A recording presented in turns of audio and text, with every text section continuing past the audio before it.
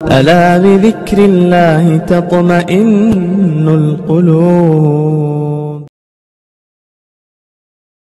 سر سید احمد خان صاحب کے شاگرد تھے، انہوں نے ان کو ایک خط لکھا کہ میں جس آفس میں کام کر رہا ہوں اس آفس میں کچھ لوگ، میں جب نماز پڑھتا ہوں ظہر کی تو لوگ اعتراض کرتے ہیں کہ کیوں نماز پڑھتا ہے، سنیں پڑھنی چاہیے، آفس کا ٹائم ہے.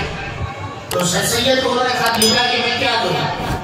تو سر سید صاحب نے جو ہے بہت ناراض ہو کر ان کو جواب دیا کہ معلوم ہوتا ہے تمہارے اخلاق صحیح نہیں ہے، تمہارا فریضہ ہے کہ تم پہلے اسلامی اخلاق سیکھو اور اس پر عمل کرو اور وہ دوسروں کے سامنے پیش کرو. اگر تمہارے اخلاق صحیح ہوں گے تو کوئی آدمی آپ کو نماز پڑھنے سے نہیں روک سکتا. چنانچہ انہوں نے اپنے اندر تبدیلی پیدا کی، لوگوں سے میل ملاپ پیدا کیا، محبت الفت پیدا کی، پریم کا ماحول بنایا.